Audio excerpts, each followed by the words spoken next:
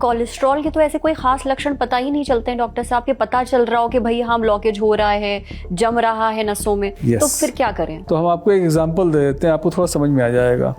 जैसे कि आपकी किचन की सिंक रहती है जी, आप उसमें रोज थोड़ा थोड़ा कूड़ा आपका जाता रहता है, कुछ चावल, कुछ दाल, कुछ कण जाते रहते हैं, कोई प्रॉब्लम नहीं, रोज पानी जा रहा, सडनली एक दिन ब्लॉक हो जाता है, तो आप ये तो नहीं कह सकते कि सडनली आज ही सारा कूड़ा गया। कूड़ा रोज़ जा रहा था, तो उसने पहले उसकी जो नाली है उसको 10% ब्लॉक किया, फिर 20% ब्लॉक किया, फिर 30% किया, आपको पता ही नहीं चला। जिन लोगों को हाई रिस्क है, जिसके परिवार में हार्ट डिजीज़ यंग एज पे हुई है, जैसे कि अबव द एज ऑफ 30, 40, 50 के रेंज में अगर किसी परिवार में हुई, तो उन सब लोगों का above the age of 30 years यानी 30 साल के ऊपर या 25 साल के ऊपर उनका कोलेस्ट्रॉल की जांच एक बार ज़रूर होनी चाहिए, 5 साल में एक बार। ऐसा नहीं हो सकता कि आपको क्लॉट बन गया 2020 में और हार्ट अटैक हो रहा है 2025 में, ये नहीं संभव है। कैसे फर्क करे इंसान एसिडिटी के लक्षणों में और हार्ट अटैक के लक्षणों में? देखिए, ये है तो बड़ा कंफ्यूजिंग। भारतीय लोग या एशियंस के लिए कहा गया है प्राइमरली कि हमारे कोलेस्ट्रॉल को उतना हाई होने की ज़रूरत नहीं है जितना वेस्टर्न पॉपुलेशन के लोगों को होने की ज़रूरत है हार्ट अटैक होने के लिए, यानी कि कम ही कोलेस्ट्रॉल पे हमको जल्दी हार्ट अटैक हो जाता है। अक्सर हमारे घरों में देसी घी, मक्खन खूब इस्तेमाल होता है। अब कुछ लोग कहते हैं कि भाई घर का जो देसी घी है वो तो बहुत अच्छा होता है दिल के लिए, सेहत के लिए, खाओ इसे। कुछ लोग कहते हैं नहीं भाई मत खाओ, ज़्यादा कोलेस्ट्रॉल बढ़ जाएगा। तो हम सुने तो फिर सुने किसकी? हमारी जो जीन्स हैं वो थोड़ी सी गरीब हैं कि वो ज़्यादा नहीं टॉलरेट कर पाती, उनको इतना ही खाना चाहिए, इतना ही देसी घी चाहिए, 1 चम्मच। अगर हम 1 चम्मच से ज़्यादा खाएंगे तो हमें हार्ट डिजीज़ हो जाएगी। तो इसलिए गुड कोलेस्ट्रॉल को बढ़ाने के सिर्फ 2 तरीके हैं। क्या? एक तो सबसे इम्पोर्टेंट बात जानने की है कि इसकी कोई दवा नहीं है। गुड कोलेस्ट्रॉल बढ़ाने की कोई दवा नहीं है।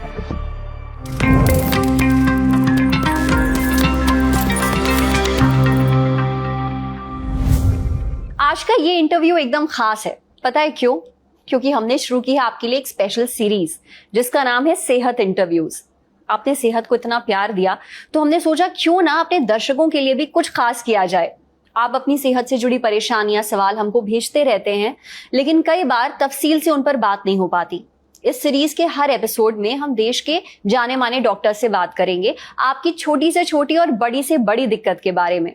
हमारे शो में आएंगे दिल, दिमाग, किडनी, पेट, लिवर, स्किन, आंखें और शरीर के हर अंग के डॉक्टर। शुरुआत हम कर रहे हैं आपके दिल से। आज हमारे साथ मौजूद हैं दिल के मशहूर doctor, Padmashri doctor Praveen Chandra, chairman interventional cardiology, Medanta hospital, Gurugram. Doctor साहब से खुलकर बात होगी दिल के हर मर्ज की। जानेंगे कैसे अपने दिल को सेहतमंद रखें और हार्ट अटैक से बचे रहें। डॉक्टर प्रवीण, आपका बहुत बहुत स्वागत है ललन टॉप पर। शुक्रिया हमसे बात करने के लिए। अच्छा। इससे पहले मैं अपना पहला सवाल आपसे पूछूं, मेरे पास कुछ डेटा है जो मैं अपने दर्शकों को भी बताना चाहूंगी और आपकी नज़र में भी लाना चाहूंगी। 2022 में नेशनल क्राइम रिकॉर्ड्स ब्यूरो यानी एनसीआरबी ने हिंदुस्तान में हार्ट अटैक से होने वाली मौतों के आंकड़े जुटाए थे, डेटा कलेक्ट किया था। अब इसके मुताबिक हार्ट अटैक से होने वाली 70% मौतें 30 से 60 साल के एज ग्रुप में होती हैं और साल 2022 में हार्ट अटैक से 32,457 मौतें हुई, जो पिछले साल से 12.5% ज्यादा थी। अब ये जो पूरा है ये तो डेटा है 2022 तक का रिकॉर्डेड। अब मैं आती हूँ अपने सवाल पर, अपने मुद्दे पर।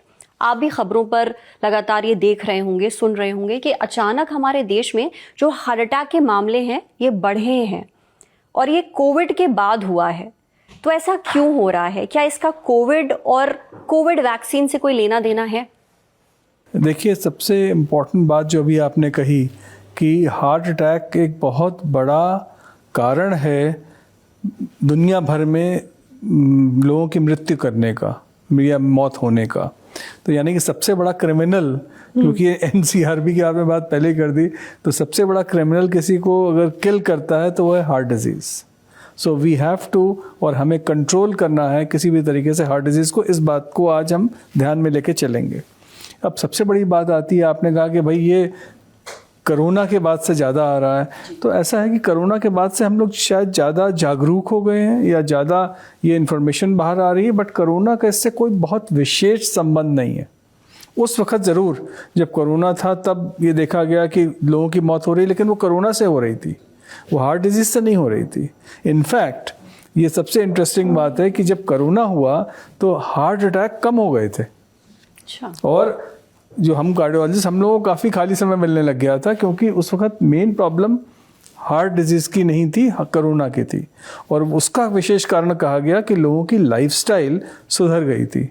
लोग समय पे खाना खा रहे थे, समय पे दवाइयाँ खा रहे थे, घर पे थे, आराम से थे, कोई दौड़ भाग नहीं। लेकिन जब वो ख़त्म हुआ तो फिर से शुरुआत हो गई। तो यानी कि ये एक लाइफस्टाइल प्रॉब्लम है। तो जो हमारी लाइफस्टाइल फिर से वही भागती दौड़ती ज़िंदगी और बहुत स्ट्रेस में रहना और दवा ठीक से ना खाना और नींद नहीं पूरी करना और मतलब क्वालिटी टाइम नहीं बिता पा रहे हैं लोग आजकल।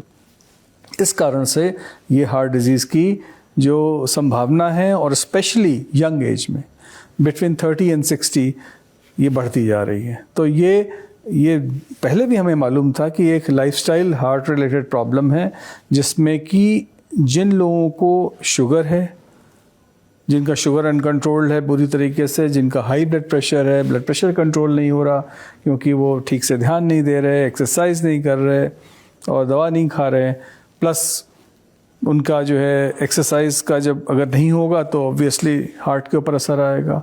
खाना पीना ठीक नहीं हो रहा है, जैसे में कि फास्ट फूड और बाहर खाने का जो सब इतना ज़्यादा, देखिए आप कितने लोग बाहर खाना खाने लग गए हैं, जो कि पहले इतना नहीं था। कोरोना टाइम में सब लोग घर पे खाना खाते थे। तो इसलिए ये एक लाइफस्टाइल रिलेटेड प्रॉब्लम है और इससे हार्ट डिजीज़ की सबसे ज़्यादा बहुतायत पाई जाती है।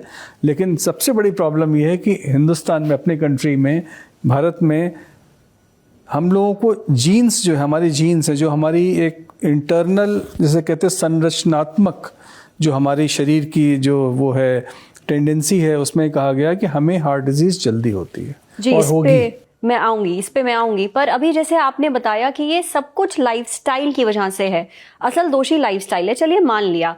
पर आपको ये भी पता होगा कि हमारे देश में जब कोविड की वैक्सीन लग रही थी, जैसे हमें कोविशील्ड लगी, यूके में एस्ट्राजेनेका जो है इस नाम से ये वैक्सीन लगाई जा रही थी, वहां पे ये चीज मानी गई कि इसकी वजह से दिल में क्लॉट्स हुए हैं, ब्लड क्लॉट्स हुए हैं।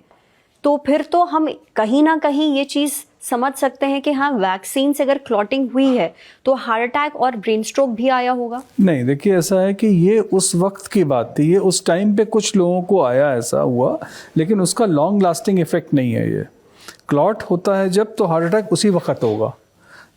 और ये माना जाता है कि अगर आपको हार्ट अटैक आज हुआ है, इसके मतलब क्लॉट पिछले 1 या 2 दिन में ही बना है। ऐसा नहीं हो सकता है कि आपको क्लॉट बन गया 2020 में और हार्ट अटैक हो रहा है 2025 में, ये नहीं संभव है। ये संभावना जो होती है क्लॉट बनने की, ये विशेष डिफरेंट कारणों से होती है, जिसमें कि बहुत स्ट्रेस, बहुत ज़्यादा एंग्जाइटी, लैक ऑफ स्लीप और ब्लॉकेज का धीमे धीमे बढ़ना। तो जब जो हमारी जो नसें रहती हैं, हार्ट की जो नसें रहती हैं, उसके अंदर ब्लॉकेज बढ़ने लगता है, और जब वो करीब करीब 75, 80, 90% की रेंज में आ जाता है, तब सडनली एक दिन क्लॉट बन जाता है। तो हम आपको एक एग्जांपल दे देते हैं, आपको थोड़ा समझ में आ जाएगा।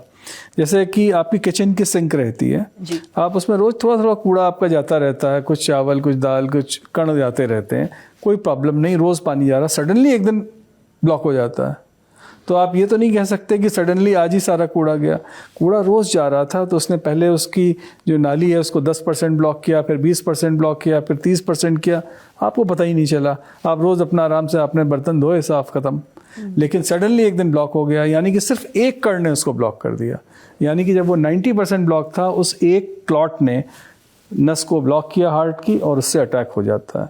तो इसलिए ये जानना ज़रूरी है कि हमें प्रिकॉशन लेना पड़ेगा ताकि वो 90% तक ना पहुंच सके। वो कण जो अंदर जा रहे हैं धीमे धीमे करके, उसको अगर हम रोक देंगे तो हमें हार्ट अटैक से निजात भी मिल सकती है।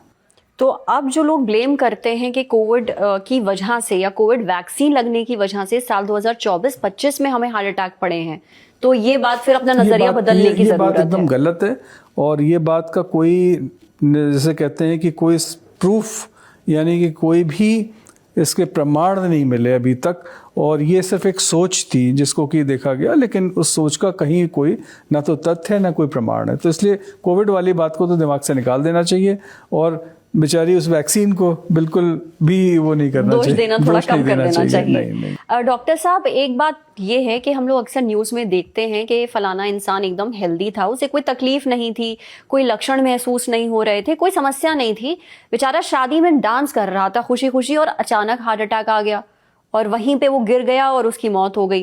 या फिर एकदम हेल्दी इंसान था, जिम में एक्सरसाइज कर रहा था जो वो रोज करता है, और अचानक से उसको हार्ट अटैक आया और उसकी मौत हो गई। तो ऐसा क्यों हो रहा है? एक हेल्दी इंसान जिसे कोई तकलीफ नहीं, कोई लक्षण महसूस नहीं हो रहे, उसे अचानक से फिर हार्ट अटैक क्यों आ रहा है? देखिए, अभी हमने आपको एग्जांपल दिया जी। कि ये जो कण हैं, जो कोलेस्ट्रॉल के कण हैं, धीमे धीमे हर दिन चिपक रहे हैं अंदर और आपको पता ही नहीं चल रहा। जिस तरह से आपने किचन सिंक में रोज़ आप कण डाल रही हैं, आपको पता ही नहीं चल रहा, आप बिल्कुल ऑब्लिवियस हैं, आपको लगता है सब कुछ ठीक है, बट सडनली एक दिन आपने जैसे ही पानी डाला, एक तो ब्लॉक हो गया। उसी तरीके से हार्ट अटैक आता है कि जैसे रोज़ उसके ब्लॉकेज धीमे धीमे जम रहे थे, सडनली एक दिन जब वो डांस कर रहा था या जब प्रेशर पड़ा उसकी बॉडी पे, सडनली एक क्लॉट गया, उसने ब्लॉक कर दिया और उसको हार्ट अटैक हो गया। तो सब लोग फिर ये कहने लगते हैं कि भाई ये तो कल तक, अभी तो 10 मिनट पहले तक ठीक थे, अब कैसे हो गया? इसका कारण ये है कि हमें उन लोगों को आइडेंटिफाई करना है जिनके अंदर ये ब्लॉकेजेस बनने शुरू हो गए, और हमें उस समय का इंतज़ार नहीं करना है जब हार्ट अटैक हो जाए। तो इसके मतलब ये है कि हमें पहले जांच अगर हम कर लेते इन लोगों की, तो हमें पकड़ में आ जाता, और अगर हम उसको ठीक कर देते तो उनको हार्ट अटैक नहीं होता और उनकी जान बच जाती। पर अब कोलेस्ट्रॉल के तो ऐसे कोई खास लक्षण पता ही नहीं चलते हैं डॉक्टर साहब, के पता चल रहा हो कि भाई हाँ ब्लॉकेज हो रहा है, जम रहा है नसों में, Yes. तो फिर क्या करें? तो जैसे आप छन्नी लगाती है ना, जब आप एक बार आपकी ब्लॉक हो गई किचन सिंक, तो अब दोबारा क्या करेंगे? आप उसको साफ करेंगे। साफ कर दिया आपने, दोबारा बचाने के लिए साफ तो कर दिया, फिर हो सकता है ना जी। तो उसको बचाने के लिए फिर आप करती हैं कि उसमें जाली लगा देती हैं कि भाई जो मोटे मोटे कण हैं वो कम से कम ना जाएं, छोटों को देखा जाएगा। और फिर आप ध्यान देती हैं अपनी वर्कर को और खुद भी कि भाई इसमें खाना नहीं गिरे, उसको बाहर डस्टबिन में फेंको, फिर इसको साफ करो। ठीक है। उसी प्रकार से हम लोग हार्ट को भी बचाते हैं। तो हार्ट के लिए एक जो छन्नी है वो ये है कि हम लोग दवाई देते हैं, जिससे कि वो ड्रेनेक्स, जिसको समझो कि वो दवा रोज़ जाती है, जिससे कि वो कण शरीर से साफ होते रहते हैं और वहाँ जमते नहीं। इन दवाइयों को कोलेस्ट्रॉल रिड्यूसिंग मेडिसिन यानी स्टैटिन्स कहा गया है। तो वो किन लोगों को दीजिए? आप सबको तो नहीं दे सकते।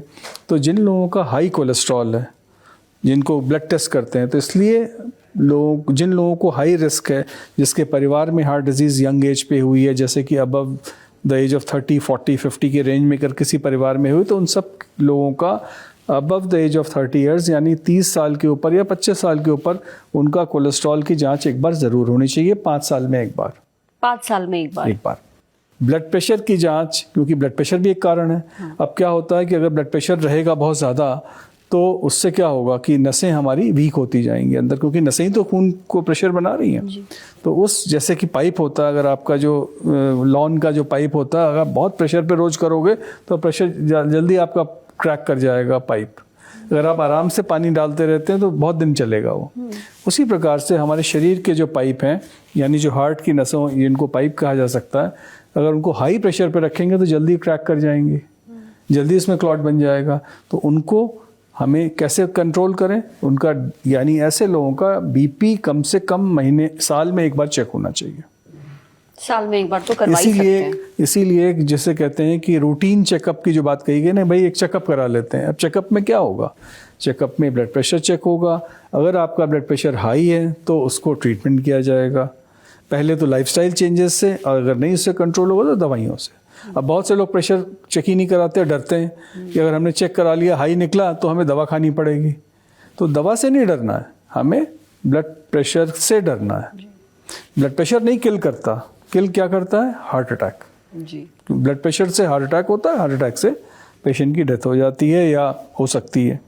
तो इसलिए जिन लोगों को हाई ब्लड प्रेशर है उनका ट्रीटमेंट होना चाहिए, समय समय पे चेक होना चाहिए, और दवा से उनको बिल्कुल नहीं डरना चाहिए, क्योंकि वही इनको हार्ट अटैक से बचाएगा आगे आने वाले।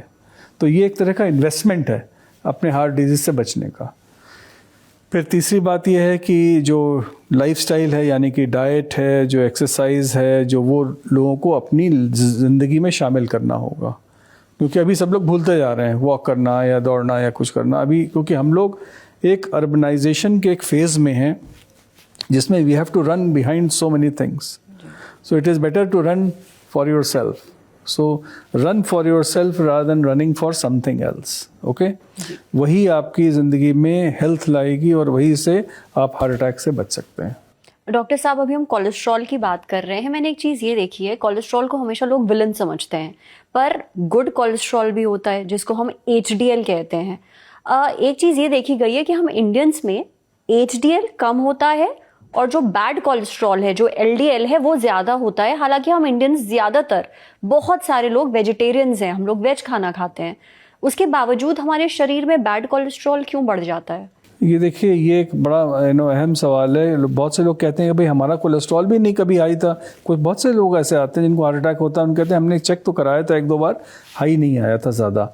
एक्चुअली क्या है कि जैसा हमने बताया कि हम भारतीय लोग या एशियंस के लिए कहा गया है प्राइमरली कि हमारे कोलेस्ट्रॉल को उतना हाई होने की ज़रूरत नहीं है जितना वेस्टर्न पॉपुलेशन के लोगों को होने की ज़रूरत है हार्ट अटैक होने के लिए.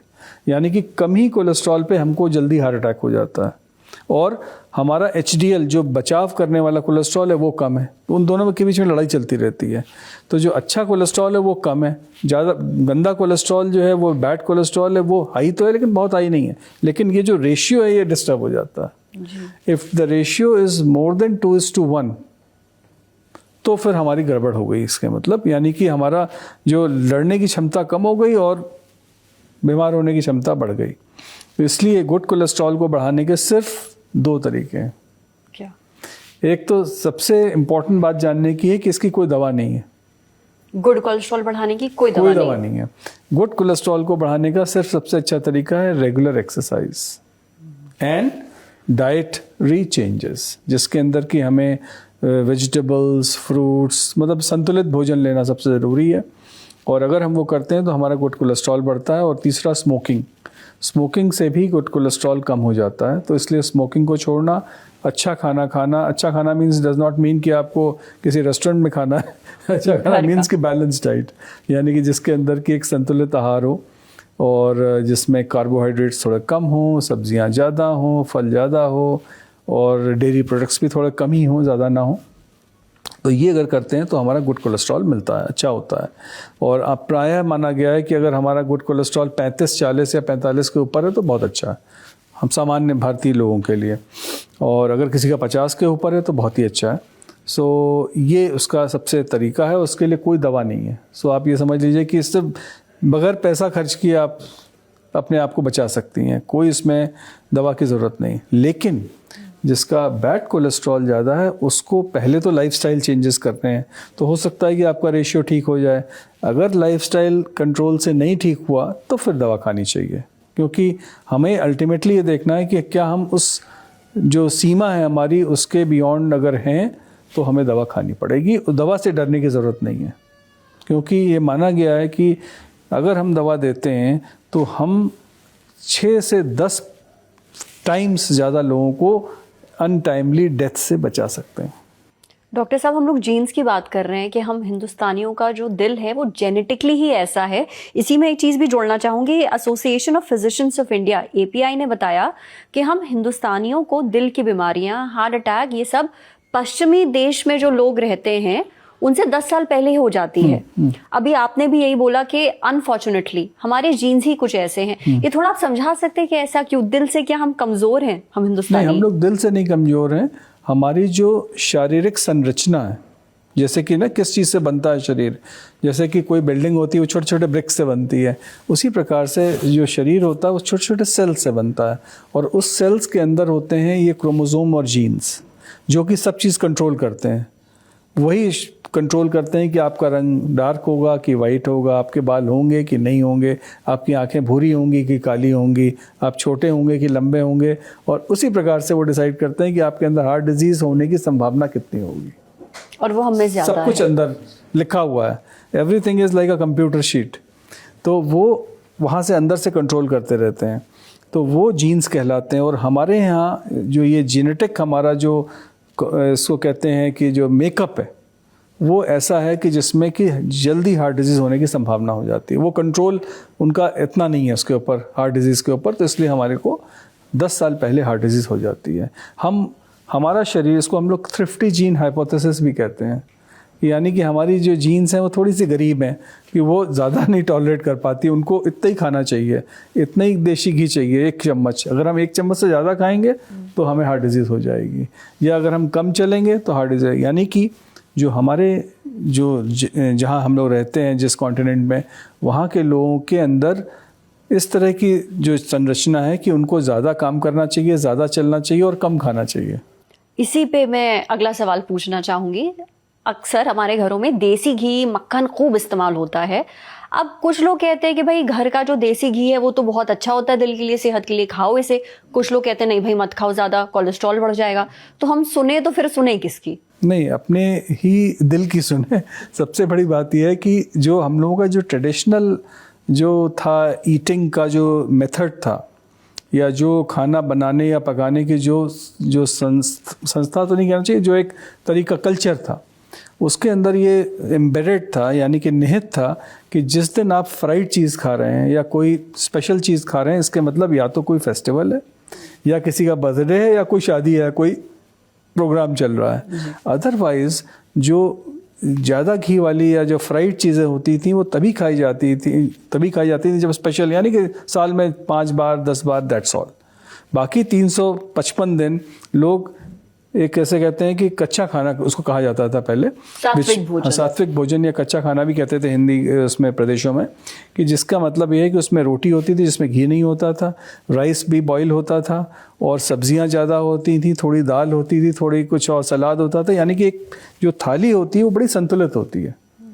जो अगर आप देखिए, अगर जो लोग वो खाते हैं, इसीलिए ये कहा जाता था कि शुरुआत में जब इतना नहीं था वेस्टर्नाइजेशन या जितना ऑयल की availability, and the oil was the most expensive thing in that थाली। जो उस थाली का जो सबसे महंगा मटेरियल होता था वो देशी घी या तेल होता था, और जो सबसे सस्ता होता था वो सब्जी होती थी या कोई ये होता था मोटे अनाज, वो सबसे सस्ते होते थे। इसीलिए कहा जाता था कि जो गरीब लोग हैं उनको हार्ट डिजीज़ नहीं होगी। तो जो हार्ट डिजीज़ होती थी वो सेठ जी को ही होती थी पहले। लेकिन अब सब लोग सेठ जी हो गए, क्योंकि तेल जो है सबसे सस्ता आइटम हो गया।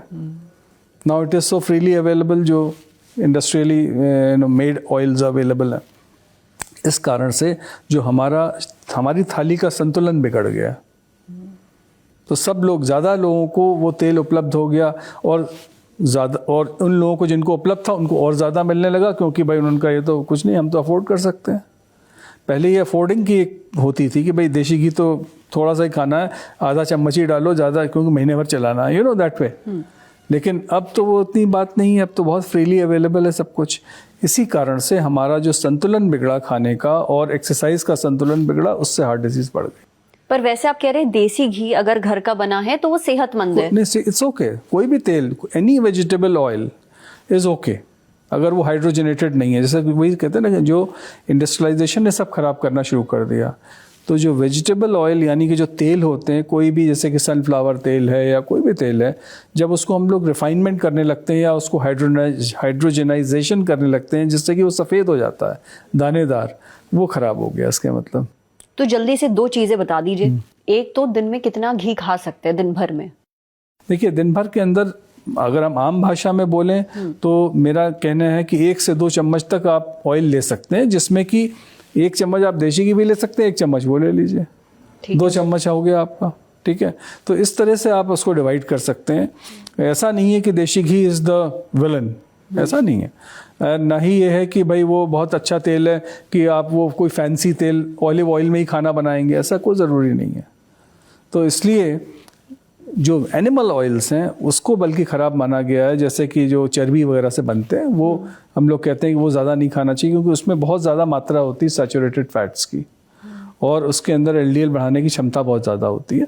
तो इसलिए जो है आप तेल भी जो खाइए वो वेजिटेबल सोर्स का खाइए, और देशी घी भी अगर आप खा रहे हैं तो आप खा सकते हैं, बट लिमिटेड क्वांटिटी में खाइए। तो पर बतौर डॉक्टर अगर आप बता सके कि मस्टर्ड ऑयल, सनफ्लावर ऑयल, कौन सा तेल खाना बनाने के लिए रोजमर्रा की जिंदगी में जो घर में खाना बन रहा है, कौन सा बेहतर होगा? देखिए, हम लोगों की जो हम इस तरीके से इसको थोड़ा सा लोकलाइज भी कर देते हैं इस बात को, क्योंकि हम ये नहीं कहेंगे कि भाई ऑलिव ऑयल सबसे अच्छी चीज़ है और इतना महंगा होता है अपने देश में ऑलिव ऑयल, तो हम उसको प्रिस्क्राइब करने की ज़रूरत नहीं है।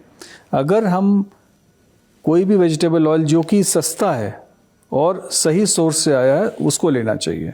अगर सनफ्लावर ऑयल मिल रहा है वो भी ठीक है, या अगर आपको ये मिल रहा है कोई भी वेजिटेबल ऑयल जिसमें कि हाइड्रोजनाइजेशन नहीं हुआ है, यानी कि वो तरल है, एकदम येलो कलर का है, वो सही है। और मस्टर्ड ऑयल हम कहेंगे बहुत ही अच्छा है, क्योंकि हम लोगों के 50% जो इंडियन फूड पैलेट है या इंडियन फूड प्लेट है उसके अंदर 50% इस्तेमाल होता है मस्टर्ड ऑयल का, बाकी चीज़ों के लिए इस्तेमाल होता है। और ये एक बहुत ही बड़ा cultural, I think it is a scientific thing, जिसकी बेसिस पे कभी ये बना था अपने यहाँ कि ये सब्ज़ी मस्टर्ड ऑयल में बनेगी, ये फलां में इसमें बनेगी, तो which is a very good thing. हमें उसके लिए कोई मिक्स नहीं करना। बहुत से लोग ये भी करते हैं घर में कि कई सारे तेल ले आए, उनको मिक्स कर दिया, उससे मिक्स करके खा रहे हैं, भाई हम बहुत हेल्दी खा रहे हैं, इसकी ज़रूरत नहीं। जो हम लोगों का कल्चरल जो बैकग्राउंड है उसमें यह है कि ये पर्टिकुलर डिशेस जो हैं आप बनाएंगे मस्टर्ड ऑयल में, ये बनाएंगे रिफाइंड ऑयल में, ये बनाएंगे देसी घी में, विच इज़ फाइन। उससे क्या होता है, अपने आप मिक्स हो जाता है सब कुछ, and then all the mixing happens inside.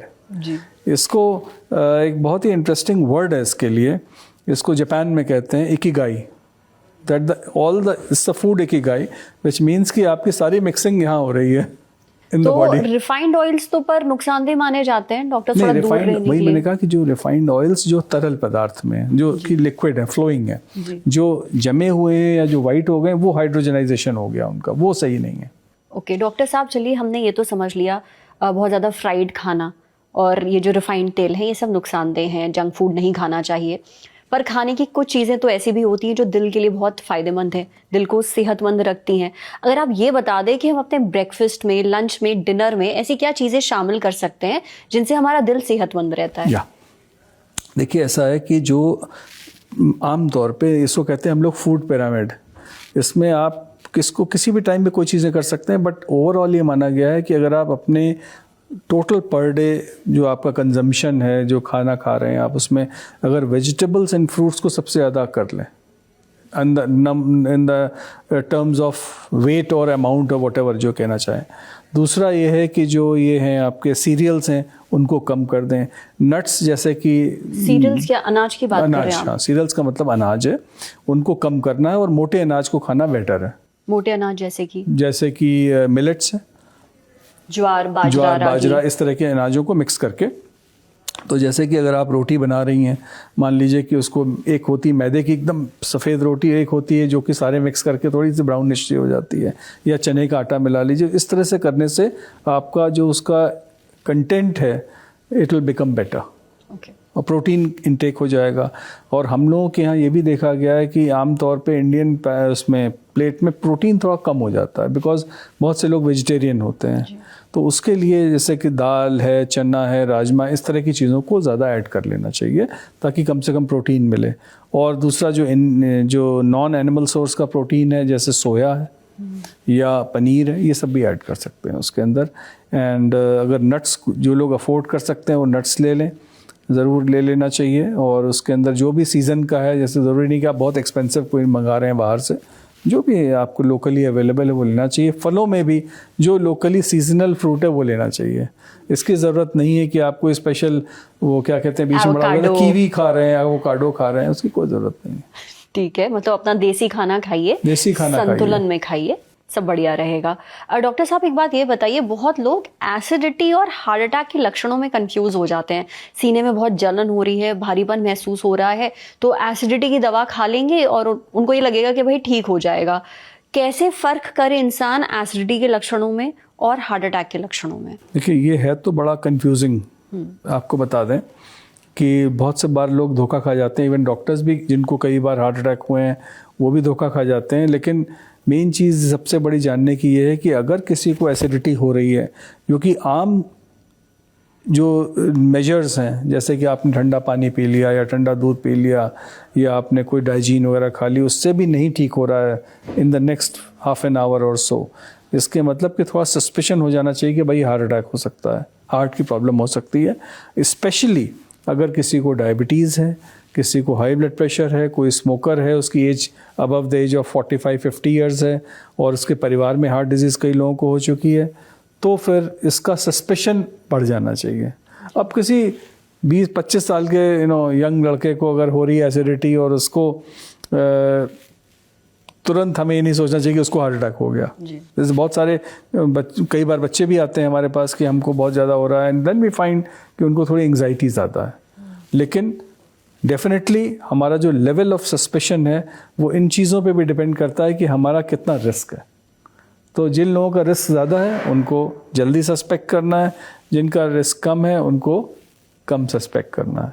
But definitely you are right कि acidity is a thing which should not be ignored. जी, ये नहीं कि किसी को एसिडिटी होती जा रही है, मान लो कोई आपके ऑफिस में ही काम कर रहा है, अब रोज़ आ रहा है यार मेरे को एसिडिटी हो जाती है, he should get it check, उसको चेकअप करा लेना चाहिए, so that you are safe. Doctor साहब, बहुत सारे डॉक्टर्स अब ये सलाह भी देने लगे हैं कि इमरजेंसी में कुछ दवाएं अपनी जेब में रखें, घर पे रखें, कि भाई अगर आपको हार्ट अटैक के लक्षण महसूस हो रहे हैं और आप रिस्क फैक्टर है कुछ आपके साथ के परिवार में हार्ट अटैक की हिस्ट्री रही है, बीपी हाई है, कोलेस्ट्रॉल हाई है, और तब आपको अगर हार्ट अटैक के लक्षण महसूस हो रहे हैं, सीने में दर्द, भारीपन, जलन, घबराहट, तो तुरंत आप ये कुछ दवाइयां ले लें और फिर आप तुरंत अस्पताल जाएं, डॉक्टर को दिखाएं, है ना? देखिए ऐसा है कि इतनी एंग्जाइटी रखने की ज़रूरत नहीं है, ना ही कोई दवा जेब में रखने की ज़रूरत है। ये जैसे पहले लोग कहते थे सॉर्बिट्रेट जेब में रखिए, उसकी ज़रूरत नहीं है, उससे बल्कि थोड़ा नुकसान हो जाता है। अच्छा। ये एक आम बहुत फीलिंग है कि हम सॉर्बिट्रेट रखते हैं अपने पास हमेशा, लेकिन सॉर्बिट्रेट रखना सिर्फ उन्हीं लोगों को एडवाइजेबल है जिनको हार्ट डिजीज़ है या जिनको एंजाइना के अटैक्स होते रहते हैं। जिन लोगों को हार्ट प्रॉब्लम नहीं है या जिनको सिर्फ इसलिए कि अगर कभी होगा तो हम खा लेंगे, उसका कोई फ़ायदा नहीं है। हाँ, ये ज़रूर है कि जिन लोगों को अगर मान लो हार्ट अटैक के पहले सिम्टम्स होते हैं तो कौन सी दवा लेनी चाहिए, वो है एस्पिरिन और एक कोलेस्ट्रॉल वाली जो गोली हमने अभी आपको बताई स्टैटिन्स की, ये अगर गोली अवेलेबल है घर में तो ले लीजिए, नहीं तो नियरेस्ट पॉसिबल जिससे भी केमिस्ट से या हॉस्पिटल में जा कर के भी दे देते हैं सब लोग। तो इसलिए वो first medicine to be taken is aspirin, जो कि च्यूएबल एस्पिरिन, यानी कि इसको चबा भी सकते हैं, डिस्प्रिन के नाम से भी आती, कई नामों से आती है, उसको चबा के पानी पी लें, और स्टैटिन्स की गोली, कोलेस्ट्रॉल कम करने वाली गोली भी इमीडिएटली खा लें। तो पहले कच्चा चबाना और फिर पानी पीना है? पी लें, हाँ। अच्छा, एस्पिरिन की गोली। जी, चलिए ये तो दवाई ऐसी है जो लोग अपने पास रख लें जस्ट इन केस अगर वो रिस्क फैक्टर है उनके साथ। हम फिर भी ऐसे हम भी ये कहेंगे रखना, अब कितने लोग आप जेब में रखवाएंगे एस्पिरिन। बेटर ये है कि मतलब थोड़ा सचेत रहें, थोड़ा कॉन्शियस रहें इस बात से, दैट्स ऑल, कि हमें ये दवा चाहिए हो सकती है। और अगर जिन लोगों के घर के अंदर बहुत हाई रिस्क है या बहुत उसको शुगर भी है, पेशेंट को डायबिटीज़ भी है, हाई ब्लड प्रेशर भी है, और स्मोकर भी हैं, कोलेस्ट्रॉल भी हाई है, तो डेफिनेटली रख लो भाई जेब में। लेकिन जिनको ये सब नहीं है उनको रखने की जरूरत नहीं, मतलब ज़्यादा चिंता भी मत करिए। इतनी चिंता नहीं करनी है। सबसे बड़ी बात यही है कि स्ट्रेस भी एक बहुत बड़ा फैक्टर है हार्ट डिजीज़ को करने में।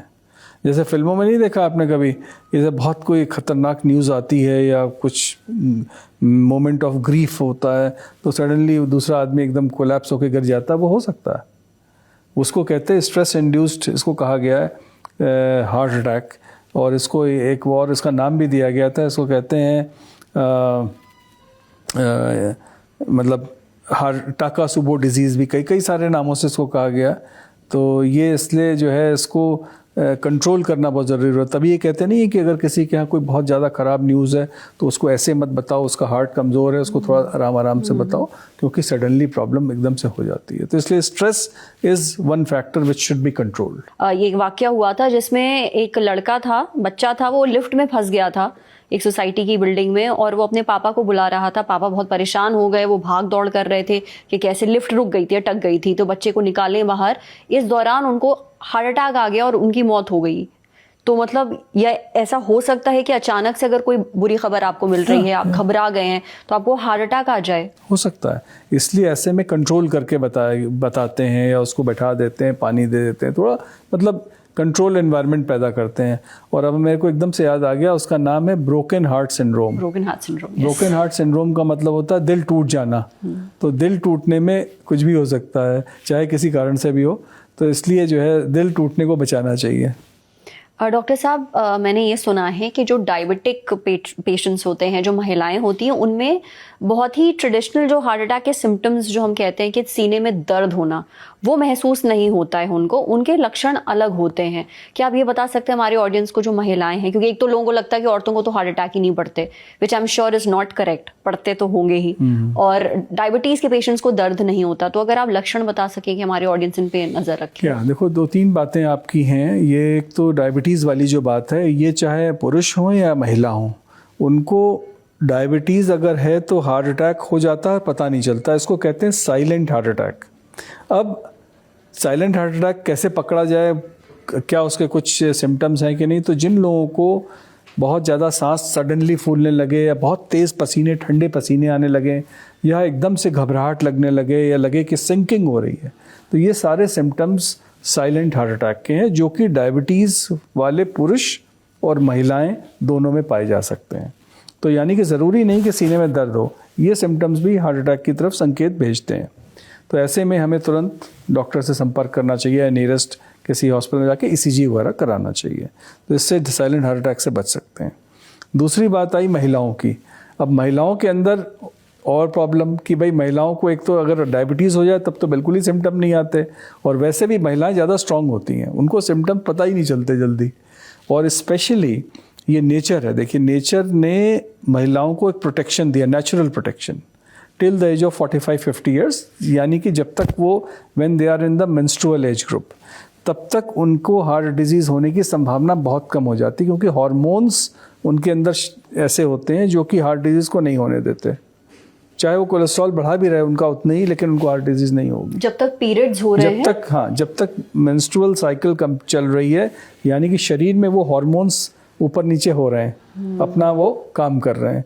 जैसे ही वो मेंस्ट्रुअल उनकी साइकिल ख़त्म हो जाती है, यानी कि वो हार्मोन सब चले गए जो इनको बचा रहे थे, तो जो प्रोटेक्शन था उनका वो ख़त्म हो जाता है। और फिर ये देखा गया है कि जो हार्ट डिजीज़ होने की संभावना है वो महिलाओं और पुरुषों की करीब करीब बराबर हो जाती है।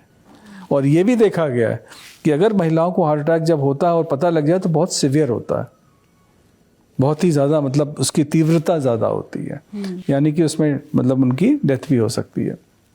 तो इसलिए महिलाओं को भी अपना ख्याल रखना चाहिए, और उनका भी समय समय पर चेकअप होना चाहिए। सिर्फ पुरुषों का ही नहीं होना चाहिए, चेकअप उनका भी होना चाहिए। और डॉक्टर साहब, चलिए अपने हार्ट अटैक के बारे में तो काफ़ी बात करी है, आप रोज़ बहुत सारे पेशेंट्स देखते हैं, आपके पास लोग अलग अलग तरह की हार्ट की बीमारियां लेके आते हैं। आप ये बता सकते हैं पिछले कुछ समय में आपको क्या लगता है हिंदुस्तान में दिल की कौन कौन सी बीमारियां हैं जो बहुत बढ़ गई हैं, बहुत आम हो गई हैं? हार्ट अटैक तो एक सबसे बड़ी बीमारी तो हार्ट अटैक है, यानी कि करीब करीब समझ लो कि आपके जो पेशेंट्स हम देखते हैं, करीब 70% पेशेंट्स यही हार्ट अटैक वाले ही होते हैं, जिनको कि नसों में ब्लॉकेजेस की वजह से या तो हार्ट अटैक होने वाला है, या हो चुका है, या होने की संभावना है। ठीक है, तो ये हो गए। तो ये पेशेंट्स हम लोग देखते हैं 70%। 30% पेशेंट्स वो होते हैं जिनको हार्ट की या तो रिदम की प्रॉब्लम आ गई, उनकी हार्ट बीटिंग कभी फ्लक्चुएट करने लगती है, कभी किसी किसी की स्लो हो जाती है, किसी की फास्ट हो जाती है। जैसे नॉर्मली हम लोगों की क्या हार्ट रेट होती है 70, रेस्टिंग हार्ट रेट। हाँ, रेस्टिंग हार्ट रेट 70 एवरेज रहती है, किसी की 60, किसी की 70, किसी की 80, बट किसी किसी की 30-40 भी हो जाती है, तब उसको पेसमेकर लगाना पड़ता है।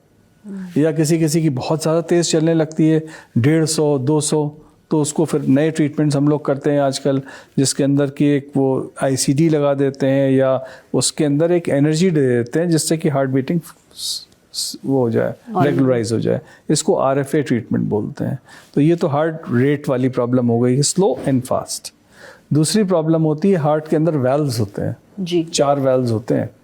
इन 4 वेल्व्स में से एक मुख्य वेल्व जो 2 होते हैं, एक माइट्रल होता है, एक एओर्टिक उसका नाम है। तो ये दोनों वेल्व धीमे धीमे करके वीक होने लगते हैं। तो कभी कभी तो बचपन में ही शुरुआत हो जाती है इनकी, because of rheumatic heart disease. तो उनका बैलूनिंग एक काफ़ी मुख्य ट्रीटमेंट है। दूसरा ये है कि अगर बहुत ज़्यादा हो गया तो रिप्लेसमेंट यानी सर्जरी करनी पड़ती है, तो अंदर से ऑपरेशन से कट करके उसको वेल्व को रिप्लेस कर देते हैं। और कुछ लोग ऐसे होते हैं जिनका कि वेल्व रिप्लेसमेंट करना पड़ता है एडवांस एज पे जाके, क्योंकि धीमे धीमे करके एज के साथ वो जैसे होता नहीं कि नल आपने लगाया तो जब पुराना हो जाता है नल तो उसका tip tip tip tip leak करने लगता है, या पानी नहीं आ रहा है, तो ये क्यों? क्योंकि उसका वेल्व डिजेनरेट हो गया, ख़राब हो गया विद द एज। उसी प्रकार से हम लोगों के शरीर में भी यही होता है, एजिंग प्रोसेस, जिसकी वजह से वो वेल्व धीमे धीमे करके सिकुड़ जाते हैं, टाइट हो जाते हैं, लीक करने लगते हैं। तो उनको फिर हम लोग आजकल पहले तो ऑपरेशन ही करते थे, लेकिन आजकल हम लोगों ने डेवलप किया है टेक्निक जिसमें विदाउट ऑपरेशन को वाल्व चेंज कर देते हैं। वाह। इसको कहते हैं टैवी ट्रीटमेंट, जिसमें कि सिर्फ इंजेक्शंस के द्वारा वाल्व चेंज हो जाता है, या इंजेक्शंस के द्वारा वाल्व को रिपेयर भी कर देते हैं हम लोग। तो ये नए मेथड्स हैं जिनको कि ट्रांस कैथेटर ट्रीटमेंट बोलते हैं, जिसमें कि वाल्व को रिप्लेस या रिपेयर कर देते हैं। और दिल में एक छेद जो होता था, जो हमने बचपन से फिल्मों में सुना है कि फलाने के दिल में छेद है, ये बीमारी अब बढ़ गई है, कम हो गई है? तो ये प्रॉब्लम जितनी थी उतनी ही है, लेकिन अच्छी बात यह है कि अब इसका इलाज जो है ऑपरेशन से नहीं करना पड़ता। इसके अंदर भी हम लोग इंजेक्शंस के थ्रू वो बटन लगा देते हैं। जैसे छेद है मान लो कहीं पे, तो उसको बंद करने का क्या तरीका है? या तो उसकी सिलाई करो यानी ऑपरेशन, या उसके अंदर एक प्लग लगा दो। तो वो हम यहाँ से नसों के द्वारा ले जाते हैं, वहाँ पे छेद पे जाके प्लग छोड़ देते हैं, जिसका कि आधे घंटे का काम होता है। नेक्स्ट डे बच्चा दौड़ने भागने लगता, खेलने लगता। साइंस ने बहुत तरक्की कर ली है। या साइंस जैसे कि जो ट्रीटमेंट पहले ऑपरेशन से होते थे, करीब करीब 70% वो ट्रीटमेंट जो है आजकल विदाउट ऑपरेशन हो जाते हैं। तो ये तो अच्छी बात है कि रिकवरी भी फिर रिकवरी इज वेरी फास्ट, जल्दी होती होगी। या स्पेशली जैसे बहुत से लोग होते हैं 85 ईयर्स से पहले माना जाता था कि 60-70 साल के बाद क्या ट्रीटमेंट कराओगे, कहाँ झेल पाएंगे ऑपरेशन। तो अब जो ऑपरेशन की ज़रूरत ही नहीं है। बाईपास सर्जरी इसीलिए 70 के ऊपर तो बहुत कम हो गई है। उसमें हम लोग स्टेंट वगैरह लगा देते हैं, एंजियोप्लास्टी करके ठीक कर देते हैं, लेज़र कर देते हैं। एक नया मेथड है जिसमें कि जहाँ ब्लॉकेजेस हैं उसके अंदर लेज़र से पहले उसको क्लीन कर देते हैं, फिर अंदर एक दवा लगा देते हैं, बैलूनिंग करके। स्टेंट भी नहीं डालना पड़ता। हाँ, क्योंकि मैंने आखिरी बार यही सुना था कि स्टेंट डल जाता है, पर अगर स्टेंट भी नहीं डलना पड़ रहा है ये तो और भी अच्छी। हाँ, तो आजकल उसको पहले अंदर से साफ कर दिया, सफाई कर दी, उसका ड्रेनेक्स जैसे होता है, दवा अंदर छोड़ दी, चलो हो गया। बहुत बढ़िया सर। इसमें से वैसे मैंने आपसे जो सवाल पूछे हैं, बहुत सारे सवाल ये भी थे जो हमारे दर्शक जानना चाहते थे। इनके अलावा भी कई सारे सवाल हैं जो हमारे दर्शकों के सवाल हैं, वो आपसे जानना चाहते हैं अपनी समस्याओं का हल। तो एक एक करके मैं बताऊंगी हमें क्या क्या सवाल आए थे। आप प्लीज़ उनकी थोड़ी मदद करिएगा, बताइएगा बतौर डॉक्टर आप क्या एडवाइस देना चाहेंगे उन्हें। पहला सवाल हमसे पूछा है महेंद्र ने, 55 साल के हैं, सोलापुर के रहने वाले हैं। कहते हैं डॉक्टर साहब, मुझे कुछ दिन पहले सीने में चुभन वाला दर्द उठा था और ये दर्द उन्हें पीठ में भी महसूस हुआ था, शोल्डर ब्लेड में। ECG करवाया, उसमें सब नॉर्मल निकला, लेकिन अब ये 3 से 4 बार हो चुका है, मैं क्या करूं?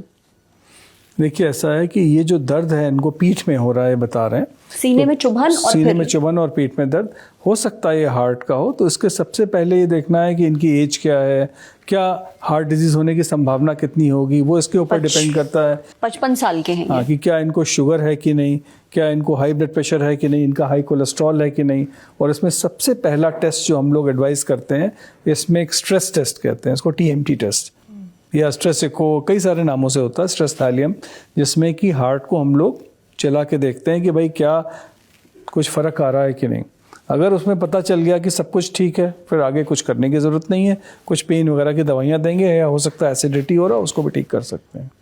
लेकिन अगर उसमें नहीं क्लियर हो पाता है तो आजकल एक बहुत अच्छा टेस्ट है इसको जानने के लिए कि हार्ट ब्लॉकेज है कि नहीं। आपको CT angiography, CT coronary angio, जिसमें कि एडमिट भी नहीं करना पड़ता, सिर्फ CT स्कैन में जाइए, 10 मिनट के अंदर आपको क्लियर हो जाएगा कि आपकी ब्लॉकेज है कि नहीं। अगला सवाल है मिताली का, ये लखनऊ की रहने वाली हैं। उनकी माता जी का हार्ट का ऑपरेशन हुआ था, स्टेंट डले थे 3 साल पहले। अब उन्हें कुछ दिनों से बेचैनी, दिल में भारीपन और दर्द महसूस होना शुरू हुआ है। वो जानना चाहती हैं क्या वक्त के साथ स्टेंट खराब हो जाते हैं? हाँ, देखिए ऐसा है कि ये इनको हो सकता है कि सिम्टम हार्ट के ही हो रहे हों, और अगर हार्ट के हैं तो उसका पता लगाना चाहिए। इसीलिए हम लोग कहते हैं कि जिन लोगों को स्टेंट लगे हैं उनको हर साल कम से कम एक बार साल में पूरा चेकअप करते हैं चाहिए, जिसमें कि कोलेस्ट्रॉल चेक हो, स्ट्रेस टेस्टिंग हो, देखने के लिए कि आपके स्टेंट की सेहत क्या है। तो अगर वो सब टेस्ट ठीक आ जाते हैं तब तो कुछ करने की ज़रूरत नहीं होती प्रायः। और हम ये बता दें कि 90% चांसेस हैं कि ये स्टेंट आपके लाइफ लॉन्ग चल सकते हैं। बहुत से लोग हमसे पूछते हैं आके कि स्टेंट की क्या लाइफ होगी। हमने कहा कि ये लाइफ आपके साथ ही चलेगी, 90% चांस इसी बात के हैं। लेकिन 5 से 10% लोगों के अंदर कभी कभी या तो वहीं पर ही ब्लॉकेज हो सकती है या कहीं और भी हो सकती है ब्लॉकेज। उसको जानने के लिए टेस्ट करके देख लेना चाहिए, और अगर उसमें निकलता है तो फिर फर्दर फिर से एक बार एंजियोग्राफी करके कंफर्म करना पड़ता है। और अगर किसी ने बाईपास सर्जरी करवाई है, क्या उसको भी रेगुलर चेकअप करवाना उसको भी चाहिए? रेगुलर चेकअप करना ज़रूरी है। हर पेशेंट जिसको कि बाईपास सर्जरी हुआ है, एक तो उसको दवा रेगुलर खानी है। हर पेशेंट जिसकी एंजियोप्लास्टी हुई है उसको दवा रेगुलर खानी है, दैट इज़ मेंटेनेंस थेरेपी, ताकि दोबारा से ब्लॉकेज ना हो।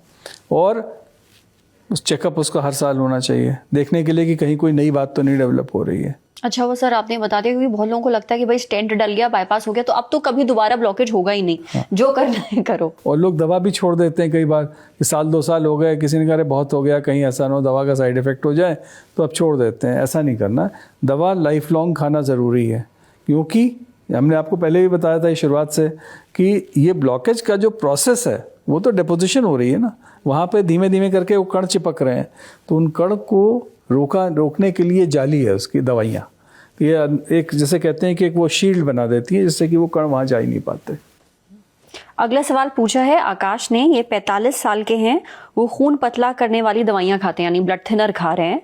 इनका रूट कनाल का ऑपरेशन होना है, वो जानना चाहते हैं कि क्या ब्लड थिनर कुछ दिनों के लिए बंद की जा सकती है, कोई नुकसान तो नहीं होगा? ब्लड थिनर को अगर एंजियोप्लास्टी या बाईपास किए हुए 1 साल से ज़्यादा हो चुका है तो कुछ दिनों के लिए ब्लड थिनर्स को बंद किया जा सकता है। वो उसको बंद कर सकते हैं और अपना रूट कनाल करा सकते हैं। हालांकि ये भी कहा गया है, जैसे आजकल अगर सिर्फ एक ब्लड थिनर एस्पिरिन की गोली चल रही है तो उसको बंद करने की ज़रूरत नहीं होती है, प्रायः आप उसको कंटिन्यू कर सकते हैं और अपना रूट कनाल करा सकते हैं। अगला सवाल जगदीश जी का है, 60 साल के हैं, दिल्ली के रहने वाले। बहुत इंटरेस्टिंग सवाल है इनका। 1 साल पहले इनकी बाईपास सर्जरी हुई थी। कहते हैं वो काफ़ी हेल्दी खाते हैं, हेल्दी रहते हैं, लेकिन वाइन के बहुत शौकीन हैं। पिछले 1 साल से लिटिल भी नहीं ली है, अब कब दोबारा शुरू कर सकता हूँ? देखिए, ऐसा है कि वाइन जो है वो हम लोग प्रिस्क्राइब तो नहीं करते किसी भी हार्ट पेशेंट को। जैसे कुछ लोग ये भी कहते हैं कि वाइन पीने से हार्ट डिजीज़ नहीं होती। ऐसी कुछ स्टडीज़ आई थी जिसमें देखा गया, स्पेशली फ्रांस से थी वो। लेकिन वाइन को, मेरी राय इनके लिए यह है कि अगर कोई ज़रूरत नहीं है, अगर ऐसी इच्छा नहीं हो रही तो पीने की ज़रूरत नहीं है कि उसकी दवा समझ के ना पिए उसको। लेकिन अगर इच्छा हो रही है, पीना चाहते हैं तो कभी कभार ले सकते हैं। एक तो पहली बात, ज़्यादा मात्रा में ना लें, जिसको बिंज ड्रिंकिंग कहते हैं, वो ना करनी नहीं चाहिए। दूसरी चीज़ है कि बहुत डेली बेसिस पे या बहुत रेगुलर नहीं लेना चाहिए, क्योंकि उससे कई सारे दुष्प्रभाव होते हैं। हार्ट तो है ही है, लिवर भी जाता है और ब्रेन के ऊपर भी असर आता है। धीमे धीमे करके इससे असर आ सकता है। तो ब्रेन है, लिवर है, किडनी है और हार्ट सब पे असर करती है। ये ब्लड प्रेशर है, तो जिन लोगों को बहुत हाई ब्लड प्रेशर रहता है, बहुत बार देखा गया कि दवा से कंट्रोल ही नहीं हो रहा। क्यों? क्योंकि वो रोज़ रात को विस्की पी रहे हैं। तो इसलिए अल्कोहल को बहुत लिमिटेड मात्रा में लेना चाहिए और कभी कभार ओकेजनल वे में लें तो बेटर है, डेली नहीं, नॉट बहुत डेली। लोग ये सुन के थोड़ा ये जानना चाह रहे होंगे कि लिटिल में क्या क्वालिटी सेफ है, डॉक्टर साहब क्या रिकमेंड करते हैं? हम लोग की रिकमेंडेशन ये रहती है कि अगर आप, जैसे कि जिसको सोशल ड्रिंकिंग भी कहा गया है, कि अगर आप 1 या 2 ड्रिंक्स ले रहे हैं विच इज़ गुड इनफ, वो ठीक है। लेकिन उससे ज़्यादा लेना बिंज ड्रिंकिंग में आ जाएगा। जैसे कि आप 100 ml, 200 ml या 300 ml तक ये प्योर अल्कोहल ले रहे हैं, जैसे कि ये विस्की है या इस तरह की है, जो प्रूफ अल्कोहल्स होते हैं 40%, या जैसे कि बियर वगैरह है या कुछ और वाइन है, ये इनके अंदर मात्रा कम होती है अल्कोहल की, वो लिमिटेड क्वांटिटी में उसको भी लेना, चाहे उसमें कम है, लेकिन ये नहीं कि आप 10 बोतल बियर पी गए। बियर को तो बहुत लोग शराब मानते ही नहीं है, ये भी बात है। ऐसा नहीं है, beer is alcohol and it has to be treated like alcohol. उसका असर आता है लोगों के ऊपर, तो इसलिए उसमें 4% होती है जनरली। बट यहाँ पे इंडिया में बहुत स्ट्रॉन्ग बियर भी मिलती है, वो करीब 7 से 10% तक भी जा सकती है। तो इसलिए उसको ज़रा सा ध्यान रखें कि आप कौन सी वाली बियर पी रहे हैं, स्ट्रॉन्ग तो नहीं ले रहे हैं। पर सबसे जरूरी तो बात यही है कि भाई शराब से दूर ही रहें, क्योंकि हाँ, इसका कोई बेनिफिशियल ओवरऑल नेट कोई ऐसा नहीं है कि बहुत इससे फायदे हो रहे हैं, सिर्फ नुकसान ही नुकसान है। अगर होगा तो नुकसान होगा। आखिरी सवाल डॉक्टर साहब, ये पूछा है नितिन जी ने, इंदौर के रहने वाले हैं। कहते हैं जब भी उनकी माता जी के आसपास बहुत शोर होता है, तेज आवाज में गाने चलते हैं या कोई बहुत जोर से बोलता है, तो उनके सीने में दर्द होने लगता है। इसका इलाज क्या है? देखिए, ऐसा है कि ये जो इनको सिम्टम हो रहे हैं, हो सकता है कि इनको एक तो थोड़ा उसकी वजह से साइकोलॉजिकल इम्पैक्ट पड़ता है, वो उनको अच्छा नहीं लगता है, जिसकी वजह से ये लगता है। दूसरा, कुछ लोग जो बहुत वीक रहते हैं, जिनका ब्लड प्रेशर बहुत फ्लक्चुएट कर रहा होता है, उनको भी ये सिम्टम्स हो सकते हैं। और ये भी है कि जिन लोगों का हार्ट वीक होता है उनको कोई भी इस तरह का स्टिमुलस, चाहे वो साउंड का स्टिमुलस हो या कोई भी हो, वो उस पर असर डालता है। तो इसलिए उनको उससे दूर रखें थोड़ा, यही उसका इलाज है। और उनके कान बंद कर दें उस टाइम पे। या तीसरी बात यह है कि उनका ब्लड प्रेशर ज़रूर चेक कराएं। ऐसा तो नहीं कि उनका बीपी हाई रहता है उसकी वजह से ऐसा लग रहा है। तो उनकी हेल्थ को सुधारें इन जनरल, बीपी कंट्रोल करें, शुगर कंट्रोल करें, उनके डाइट को सही करें, maybe she will tolerate it better.